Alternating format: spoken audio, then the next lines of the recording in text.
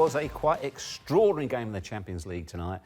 And you get the feeling, Paul, having seen those City players at the end of it, it's one of those games as you are pursuing many, many prizes, that could be a big fillip. Not just the result, but the manner of it. I think so, and that's why this Manchester City team are so special, Jeff. Any other team away from home in the last 16 games, 2-1 down to 10 men, they would have settled for that and get them back to the Etihad and get the job done with the quality they've got. But they don't, you know, and they've got a manager who pushes them all the time. He wants to win every single game, you know, and people raise eyebrows sometimes. You know, he took Aguero off tonight and put Sané on. You think, well, what's going on there? Then Sané scores an unbelievable free kick. But we can talk about the manager, we can talk about the players they've got, you know, Bernardo Silva, David Silva, Kevin De Bruyne. They've got some character in that changing room as well. You know, well, even at 2-2, a normal team would have said, we'll take this after everything that's happened. Down to 10. Down to 10 men, you know, VAR decisions, dubious. And the goalkeeper was such a fantastic pass to Raheem Sterling, who's switched wings, and he's gone through and scored the winner. Incredible. Any other goalkeeper would have held onto the ball there at 2-2. Last minute, getting into injury time, thinking happy days. But no, the mentality of the club, and it comes from the top, from the manager straight into the players, is they want to win that game. You know, and I keep banging on about it. People say about the pretty football they play, but they're made of tougher stuff. Yeah. You know, and one of the things last season when they were breaking all sorts of records, Kev, was they weren't talking about what trophy they're going to win 3 weeks, 3 months down the line. They keep talking about the next game. You know, and they've done that over the last week with the cup game at the weekend, and then Schalke, and obviously the Carabao Cup final on Sunday. They don't look any further than the game, and they want to win that game. They won't be allowed to. I'm sure Pep Guardiola won't allow them to think too far ahead. You know, the next game is key, but he's got such a fantastically strong squad that he can move and shake. There's players who played at the weekend who didn't even change today. Did they manage that game within the game? Because when you were watching it unfold, there was a spell where they didn't seem to be their imperious best. Did they dig themselves out of that during the game itself? Yeah, but that's what the best teams do. The most successful teams do. You know, I think they got a little bit frustrated with the referee. I think, especially with the first VAR decision and the amount of time it took for him to make the decision. I didn't think it was a penalty, the first one. How he came to that decision, I don't know, because it seemed to take him about 3 hours to make that decision. And I think, you know, the people like David Silva, who's normally so calm and such an influence in the team, you could see him sort of losing his rag a little bit as well. But going into the second half, you know, they settled down a little bit and started playing their football. And they believe it's a matter of time whether they're playing well or not. I think sometimes, because of the quality that's in there, and they keep going to the end. Paul, do you think the Otamendi sending off probably changed the mentality a bit? Yeah, but because even that doesn't happen if the referee makes the right decision for the first penalty. Very true. I don't even think that was a yellow card, the second yellow card. But I think that changed the momentum because Pep Guardiola had to shift things around. He had to bring Vincent Kompany on, and they looked a lot more settled after that.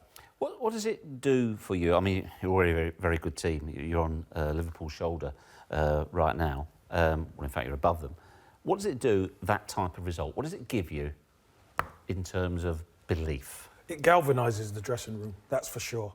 You know, when you win tight games, Champions League, which is potentially a banana skin, let's be honest, going away in Europe, and you dig it out and win with 10 men, that galvanises the whole dressing room. It'll be like they've won 2 games.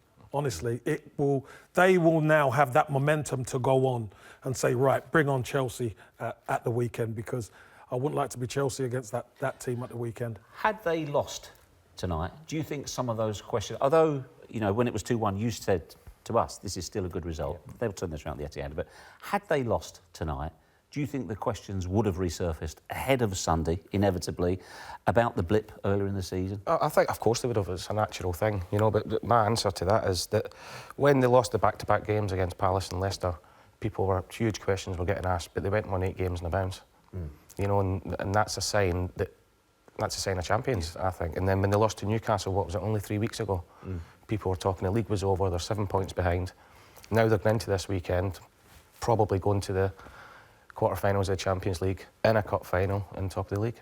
You're an ambassador for the club. You're in and around the place all the time. What was it like when they were going through that blip? And was there almost a degree, as there was outside of the club, a degree of bewilderment as to how could such a good team suddenly go... A little bit, but if you isolate the back-to-back defeats, City actually should have won both games. You know, if they took their chances, especially in the Crystal Palace game, the Leicester game in the first half. But they didn't, and when you're not taking chances and you play the attacking football that City do, you are leaving yourself a little bit open sometimes. But yeah, there was a little bit of bewilderment, but there was still... It's hard to explain that there's a real belief within the club that even when things aren't going well, that they can turn it around, and that comes from the manager. It's kind of a, if we do what we know we can do, we'll win. We'll be okay. Yeah. Because we're good, and we know we're good, and we're not good because we're lucky. We're good because we work hard. They do, and you know, yeah. Again, you look at the football they play. The players have got. They're one of the hardest working teams in the Premier League. How they press in the front, all over the pitch. You know, talk about Bernardo Silva's probably been their best player consistently this season. Nobody works harder than him. He's surprised quite a few, Bernardo Silva. And when you go throughout a season, there's a few check boxes you have to tick. And in adversity, you have to check the check box. And they checked one tonight. They checked one bouncing back, winning 8 games on the spin from 2 defeats. When people are questioning them, they seem to deliver. And Pep Guardiola's got something special going at Man City, for sure. Very quickly on VAR. It is new technology. It is coming in. We understand the monitor didn't work at the side of the pitch tonight. That's why he couldn't go and have a look at it. And that's why it took it so long. Do we have... I mean, I can see you smiling because City got the right result. In the end. Have we got to be more forgiving, or actually is this a real problem? Is that... I mean, 3 minutes, that first decision. It shouldn't take that long, and you could see the frustration from both sets of players. You know, surely if the screen's broke or wasn't working, whatever it is, surely there's somebody in his ear that can tell him a lot quicker than taking 3 minutes. You know, and when we were sitting watching it, the longer it was going on, initially we thought he's not going to give a penalty for that, but the longer it went on, you knew that there was something there, and he was going to give it. Yeah, it was terrible. But the technology we've got now, that should be done quicker. I mean, you look at how Rugby League do it, and I know I'll keep harping back to it, they make a decision like that, and it's done. Nobody argues and they get on with it. Well, the other thing is, as well, is the referee did not make that decision for the penalty. That was made by somebody else, not the man on the pitch, and he wasn't given he wasn't able to look at it. Now, you both said not a penalty. Tries to get his arm out of the way. Do you think if the ref had another look at that, he might have agreed with you? Well, he's looking at it anyway, in real time. So never give it. And he's gave the corner. So I think if he had the chance to see it, because that was his decision initially, I don't think he would have gave it. Look, if Otamendi's arm's hanging out there, then fair enough. But he's actually trying to get out the way of it. Yes, it's hit his arm. I think somebody pulled a plug on that screen. Yeah, it was the Schalke manager on the side. Now, Kevin mentioned it. Of course, they face Chelsea in the Carabao Cup final on Sunday. In many ways, they're not just the overwhelming favourites, but because of the recent 6-0 demolition, many Chelsea fans are fearing not if they'll get beaten, but how many. Is that disrespectful, and is it also really overlooking the fact that Chelsea were the first side to beat City this season? Yeah, I think it's a bit disrespectful to Chelsea. Chelsea are still a top side, let's have it right. But they're just going through a bit of a sticky patch right now where the identity of the team isn't quite set like it was earlier on in the season. You know, the game earlier on in the season was a good game to see how City could handle Chelsea. If City would have taken their chances, City would have been out of sight, but they didn't.